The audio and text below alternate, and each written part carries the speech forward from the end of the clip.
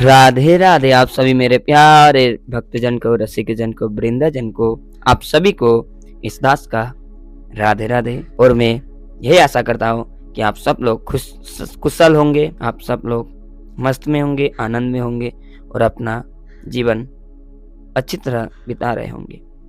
आज हम आपको इस वीडियो में बताएंगे श्री विट्ठल दास जी के परिचय के बारे में कि श्री विट्ठल दास जी महाराज जी थे कौन और इनका परिचय, ये कैसे भक्त थे। क्योंकि श्री विट्ठल दास जी महाराज जी एक रसिक भक्तों में भी इनका नाम आता है। ये श्री रसिक अनन्य भक्तों में एक है।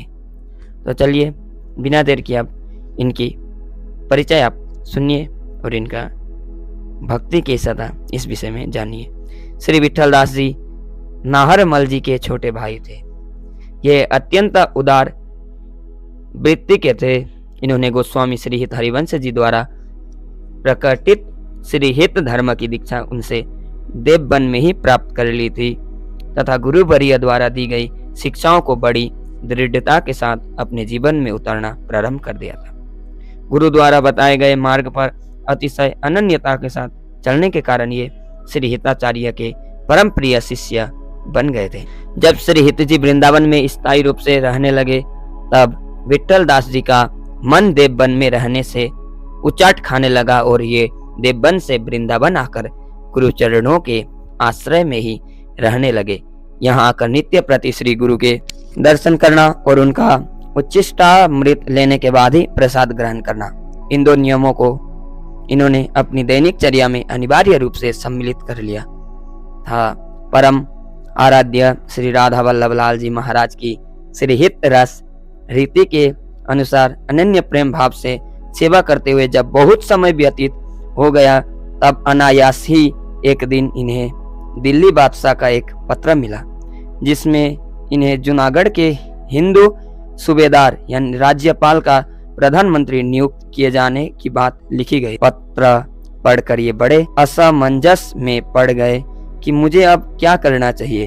अतः ये उस पत्र को लेकर श्री हित जी से मिले और पत्र को पढ़कर सुनाते हुए अपनी दुविधा भी बताई।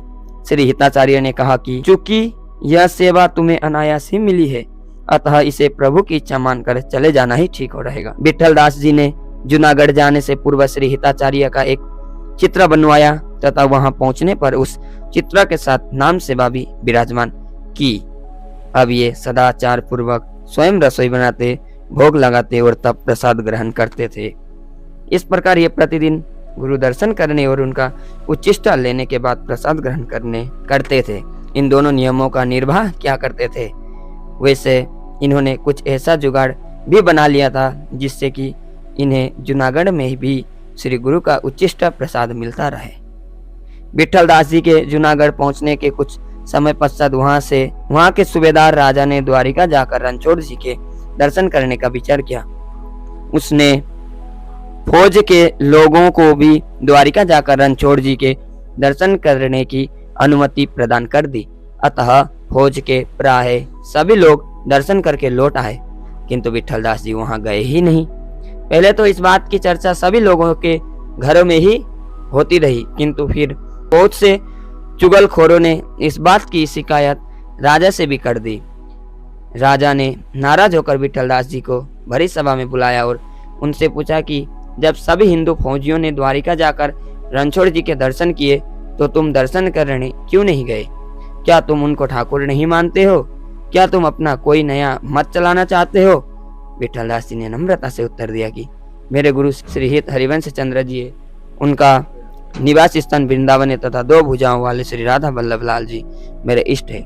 अतः मेरे तन और मन में गुरुवर्य श्री हित जी, उनका धाम वृंदावन और गौर श्याम वर्ण वाले राधा और माधवी बसे हुए हैं तथा उनके रास और विलास का प्रकाश मेरे रोम रोम में भर रहा है।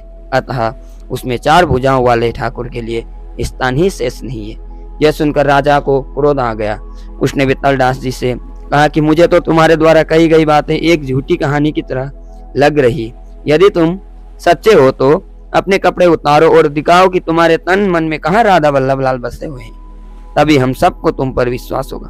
वस्त्र उतारते ही सभी ने देखा कि इनके शरीर में नए नए वृक्ष, बेलियां, फल फूल तथा लता पताएं दिखाई पड़ रही है और रोम रोम में मुरली की मंद मधुर ध्वनि के साथ ताल देते हुए मृदंग एवं नृत्य करते हुए नुपुरों के बजने की आवाज सुनाई दे रही है। यह देख सुनकर सब उपस्थित लोगों को परम आश्चर्य हुआ और राजा तो सिंहासन से उतरकर इनके चरणों से ही लिपट गया। उसने विठलदास जी से कहा कि आप तो बहुत पहुंचे हुए संत है, आपकी बराबरी कोई नहीं कर सकता। मैंने तो आप जैसी अनन्यता न कभी देखी है और न कभी सुनी है। साथ ही प्रार्थना भी की कि मेरा अपराध क्षमा करके मुझे अपना शिष्य बना लीजिए। विठलदास जी ने भी राजा की विनम्रतापूर्ण वाणी को सुनकर उसे सम्मान देते हुए अपनी कोमल वचनावली से प्रेम की उपासना में अनन्यता के महत्व को समझाते हुए उसके अज्ञान को नष्ट कर दिया। उस दिन से राजा इनका बहुत आदर करने लगा।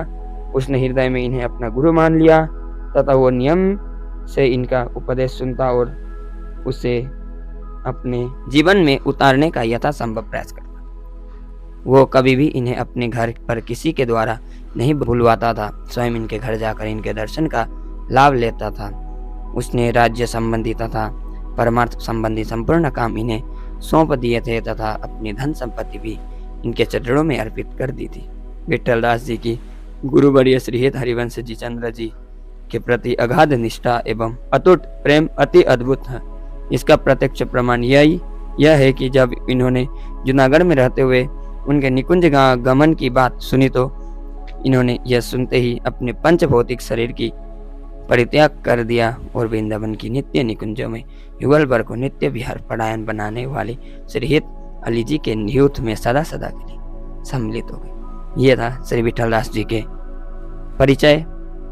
अगर आप लोग को अच्छा लगा हो तो कृपया इस वीडियो को लाइक कमेंट शेयर कर देना और मैं आशा करता हूँ कि इसी प्रकार हमेशा अगर आपको रसिक भक्तों की कथा सुनने की श्रवण करने की इच्छा हो, प्रबल इच्छा होती है तो हमारे भक्ति के दर्शन चैनल को सब्सक्राइब करिएगा, लाइक करिएगा, शेयर करिएगा, क्योंकि हमारे इसमें 3 प्रकार के वीडियो बनते हैं। एक तो ब्लॉग तीर्थों के दर्शन भी कराया जाता है और भक्तों के परिचय भी कराया जाता है, भक्तों के विषय में बताया भी जाता है और आप लोग को भक्ति कैसे प्रदान हो इससे भी कुछ महत्वपूर्ण बात भी बताया जाता है हमारे इस भक्ति के दर्शन चैनल पर। अगर आप लोग को अच्छा लगा हो तो लाइक शेयर कमेंट जरूर कर देना, सब्सक्राइब करना चैनल को मत भूलना। आज के लिए बस इतना ही। राधे राधे। अगली बार फिर मिलेंगे अगले नई वीडियो में। बोलिए श्री वृंदावन वाक्य बिहारी लाल की जय। बोलिए श्री राधा वल्लभ लाल की जय। बोलिए श्री हित हरिवंश चंद्र जी की जय। जय जय श्री राधे श्याम राधा वल्लभ श्री हरिवंश।